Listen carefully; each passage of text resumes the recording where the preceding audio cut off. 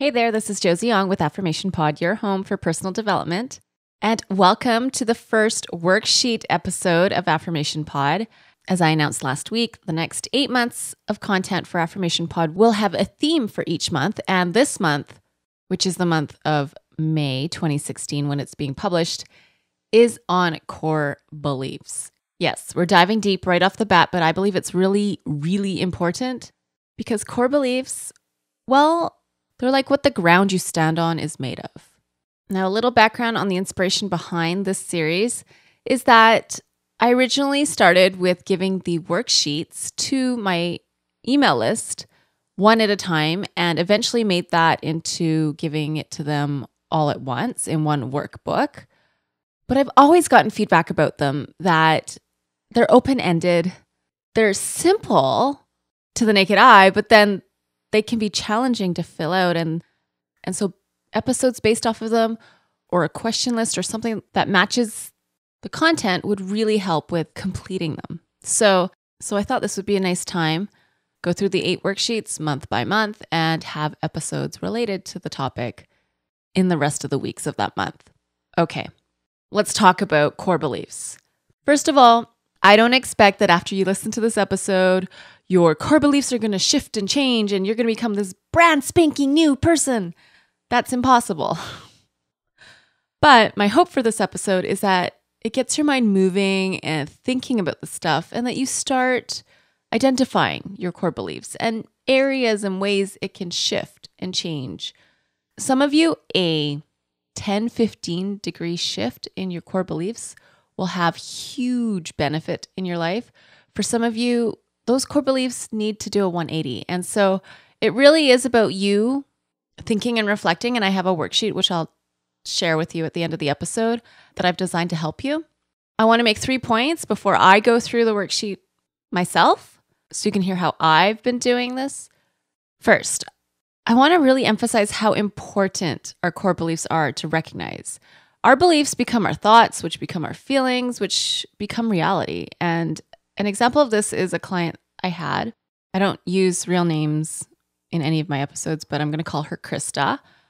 And even though many, and the example I'm going to use is from my childhood, most probably core beliefs are from when we were kids, generally because they match the world we were in back then. But now as adults, we create experiences and reality that match our beliefs. Well, Krista, hers wasn't actually from childhood necessarily. We didn't go too much in that direction with her. Her core beliefs were, I'm not acceptable, I'll be rejected, hurt, and dismissed. And she is someone who got married in her 20s, divorced in her 30s, didn't really feel that she recovered from her divorce until her 40s. And she came in to see me in her 50s. And I remember one of the things she came in and said was, Josie, you wouldn't believe how thin I used to be. Now, she'd come in with a number of issues, but one of them was obesity. And in her words, Krista actually said, I like being fat because it's a great excuse for not being in a relationship. And we unpacked that around core beliefs. And she said, yeah, I'm fat, so I'm not acceptable. And this protects me because if I'm in a relationship, I'll be rejected, hurt, and dismissed. So did you follow all that? Her core belief of I'm not acceptable, I'll be rejected, hurt, and dismissed led to a reality of being overweight, which on the one hand, she didn't like, but on the other hand, she did like because it lined up with her belief that she wasn't acceptable. And so if we take that a step further, she would say, fat people are not acceptable. And that takes me to the next point. So my first point is it's important to recognize beliefs travel through us all the way to our reality. The second point I want to make is your core beliefs are not necessarily truths. Often they can be flat out lies, right? So for Krista, to think that anyone who's not at their weight that they want to be at is unacceptable, or anyone who's obese or overweight is not acceptable, well, that's not true. Someone may not be happy with their weight, but that doesn't mean they're not acceptable. And of course, that's a reminder that some of our core beliefs don't just come from childhood. They might come from society. They might come from the culture that you live in. So please remember, your core beliefs are not necessarily truths, and some of them are flat out lies. Now, my last point here, before I go to the worksheets, is to say trying on a different core belief will start a fight. It really will. Meaning that your old beliefs won't go down without a fight. They've been there for so long. They are so ingrained in you. This isn't as simple as getting a new hairstyle, right? And I have an example of two clients I had who were similar in some ways. I'm going to call one Jack and one Alan, both successful business owners, but in a lot of ways, that's where the similarities ended. I really wish I could say Jack was able to make a lot of shifts in his core beliefs when he worked with me, but I actually don't think he did. What happened with him, he came in to see me because he was on vacation at one point and he had a physical issue that he had to get treated. It wasn't life-threatening. It wasn't expected to be chronic, but it had a huge psychological impact on him. And his core beliefs were, I can control everything and I am not weak. And having that health issue when he was in Mexico, that's where he was traveling, it hurt him in his core beliefs. It really did. And he was fighting it like crazy. I mean, he was coming to see a counselor because of it. And I remember him specifically, like with his chin in the air, kind of saying to me, no, I am not weak. And yet there was this fight inside of him because he had it in the back of his head. What if this happens to me again? And he felt lucky that it happened while he was on vacation because he thought, what if this happens to me while I'm at the office and some of my employees can see it and they're going to think I'm weak and I am not weak. I don't want to look like I'm weak. And take that even deeper. He was like, I can control everything. I should be able to control everything. Why could I not control this health thing that happened to me? And so my hope is Jack has now shifted his belief to something like, I can control what I can control, but I accept there are many things out of my control and I can manage that. Or I have tons of strengths, but I know I'm human and that there are areas where I am weak, but that doesn't make me less of a man. Now, I contrast that with Alan. Like I said, successful businessman. He was a CEO in his 40s, single, respected leader, smart, kind, caring, very popular. But in the therapy room, he shared how underneath his success and his popularity, he felt hollow and he felt empty. And he actually could trace it pretty easily back to when he was a kid. And if you could just picture now a young, adventurous kid outside with a skateboard and a lot of stairs and then an ambulance. Well, Alan told me pretty much the only thing he remembers from being in the hospital is everyone, nurses, family members, parents, saying things like, it's a miracle you're alive, or we didn't think you'd survive. And he said that's when this core belief of I'm not supposed to be alive was born. And he said, I know my professional career, it looks great, it sounds great, it is great, but I'm not supposed to be living it. I'm not supposed to even be alive. And that's why I'm not married. That's why I don't have kids, because I'm not supposed to be alive to be able to even do those things. However, unlike Jack, Alan actually turned a lot of things around. He shifted his belief and he wrote it down on an index card and put it in the mirror in his bathroom. He made the shift from I'm not supposed to be alive to I made it through a life-threatening situation and I believe I am deserving of life. And that doesn't mean he didn't fight. And that doesn't mean he didn't have a fight on his hands when he was trying to try on this new belief. He said when he was going on a date that he had no clue if it would become a relationship or not. He was shaving before going to pick her up and he could feel it inside, that sense of I'm not supposed to be old enough to even meet her. And he said he would read out loud the index card. I made it through a life-threatening situation and I believe I am deserving of life. And then he said he would add a belief that would apply to the situation. And in this case, he said, I am old enough to meet her. And so as you go through the worksheet, as I went through the worksheet, you'll come up with some new, different core beliefs. But I really wanted to just bring up the point that doesn't mean your old beliefs aren't going to go down without a fight. You're actually pretty wise to expect a fight. And so again, The 3 points I want to make are your core beliefs are so important to recognize because your beliefs feed your thoughts feed your feelings, and your feelings feed your reality. It all comes out in the open, whether we address it or not, whether we take a look at it or not. And it's really important to remember that they're not necessarily truth. Some of them are flat out lies, and we got to call them out on being lies and not truths. And that if you're looking to try on a different core belief, you are in for a battle, but these are the battles we want to have in our lives, right? Okay. I want to share a core belief that came up for me when I filled out the worksheet, the Core Beliefs Worksheet. And it's one that may not sound so destructive. And I was thinking because it's not as sensational or flashy, or doesn't feel as deep as, other ones. But this is one that came up for me. And I just want to be honest and transparent with what came up for me. I don't want to make up one that's a bit more maybe entertaining, or I don't know if I'm saying this right, interesting, I guess, to you. And I want to give you some background because mine comes from childhood. And it's that I am an only child of immigrant parents who came to Canada and didn't know much of the English language. So as a kid, pretty much as soon as I could read, I remember having to read my parents' mail and translate the mail for them so they would know what this mail was about. Some things were easy, oh, don't worry about it, this is junk mail. But other things were from the bank or the government, and it was hard. And looking back, it was quite a bit of pressure to read and figure these things out. And I was just a kid, and I wasn't at the place where I would question, why am I doing these adult tasks? And everyone's different. Maybe for you, it wouldn't be something that would have impacted you throughout your life. And I want to ask you, what belief might you have internalized if you were in my situation? The one that came up for me is, I am on my own.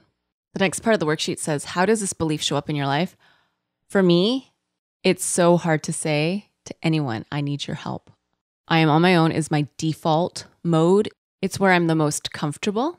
And so I often don't even consider it an option to ever ask for help.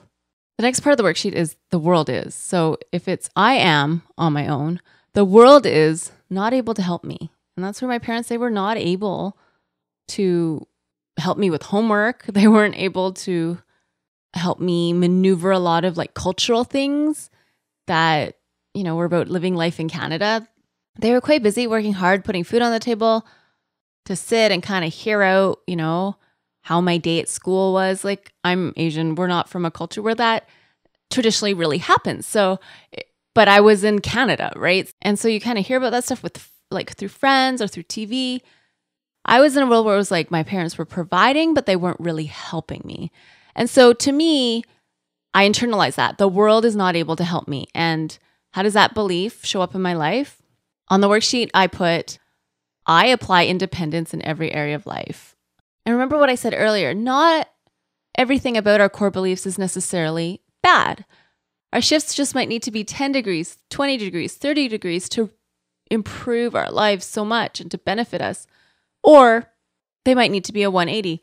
I know that, yes, independence has helped me in many areas of my life. As a teenager, I had friends. I hung out with friends at the mall, going out for dinner. But I wasn't dependent on that. I didn't need that. I remember I really enjoyed the Aquafit swim classes at the community center, and none of my friends were into that. None of my friends, would do that. So I just went on my own. I went to the community center and I would take these classes, these Aquafit classes. And I remember one of my friends, when I told her that's where I was, she was like, I'd never do that by myself. Well, for me, independence is easy.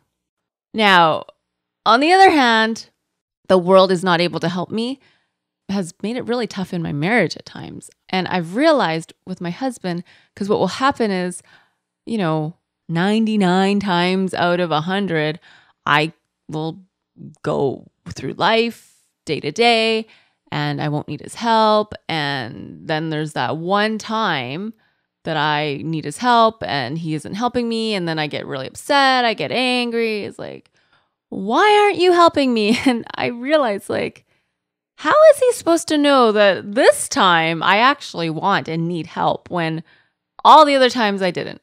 For whatever it might be. It could be something so small too. And early in our marriage, my husband actually said to me, look, if you need help, I won't know unless you tell me. And sometimes you have to make it really clear. He said, why don't you say, we'll have the phrase, I need your help. And when I hear you say, I need your help, I know, okay, oh, I need to help you. Put down what I'm doing and help. And I know that sounds so simple, and I know that sounds so obvious, and I know that sounds so easy to follow through with. But for me, because it's such a core belief that I'm on my own, the world is not able to help me. For me, not even to say those words, I need your help, but to think of saying, I need your help, is actually quite foreign. But I know for me, this is a really cool strategy for managing my core belief shift, but that it's going to take a long, long time. And I'm okay with that because I know changes aren't going to happen overnight. Core belief changes totally won't happen overnight.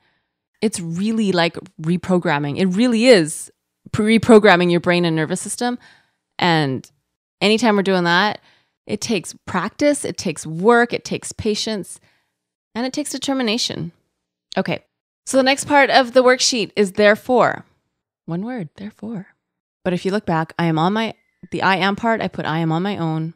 The world is not able to help me. Therefore, I have to figure it out myself. Which makes sense, right? If I'm on my own, the world isn't able to help me. I got to do it for myself. I got to figure it out. And how does this belief show up in my life? Well, I've discovered many times actually that I don't collaborate very well with others. I've actually worked as a contractor almost all of my professional life. And now I look back and I recognize, okay, that has been a fit for me, right? Remember, your core beliefs create your reality. And I'm not saying this is a bad thing, but I'm just saying working as a contractor, you're at arm's length from who's paying you compared to if you're an employee and on a team and going to the office every day. But again, that's also something I've had to address in my marriage, especially now we're parents. We are co-parenting. You got to collaborate. And I will admit there's been times that it actually has been freeing when I can approach my husband and say, okay, let's figure this out together. Now, once we're in the process of figuring it out together, I'm not always the easiest person to collaborate with, but it is a relief to be like, wow, I'm not on my own here. My husband is here to help me and we'll figure it out together. I don't have to figure it out for myself. So the last parts of the Core Beliefs Worksheet are this. How would you like your beliefs to shift? And I put, I'd love to be more balanced and not take independence to such an extreme. So my new core beliefs would look like this. I am capable and can do things on my own, but I'm open to asking for help, receiving help, and being collaborative with those around me. The world is sometimes not able to help me, but I'm able to identify people in my life and in my world who are able and willing to help me, teach me, show me, guide me based on their knowledge, their experiences, things that they've learned. And therefore, I will approach decisions and tasks by identifying who may be able and willing to help me and reach out for their help. And I want to encourage you, when you come up with the new core beliefs, to say them out loud. Even just saying them. I mean, did you sense it in me? It was not, the words aren't fluidly coming out of my mouth. And that's not because I don't know how to say them.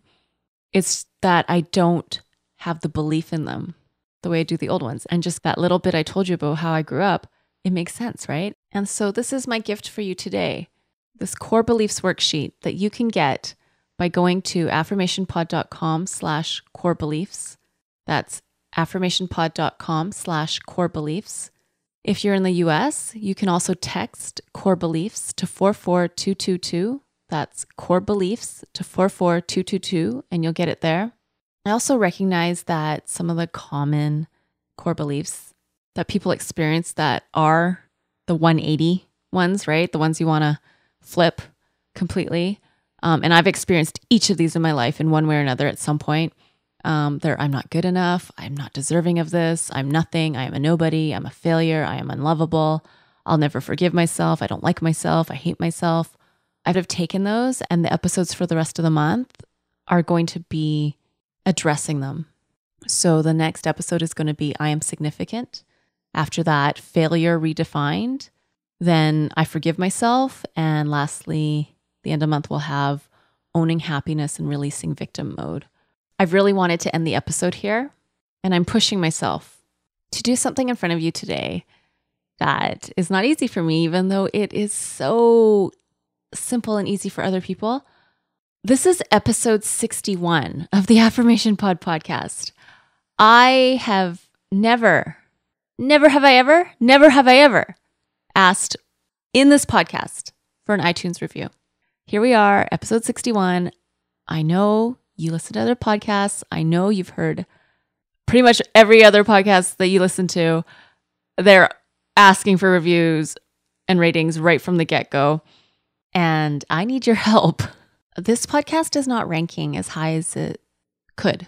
And I was talking to some podcasting friends, and they made it very clear, you don't have enough reviews. And that is part of what makes people rank higher.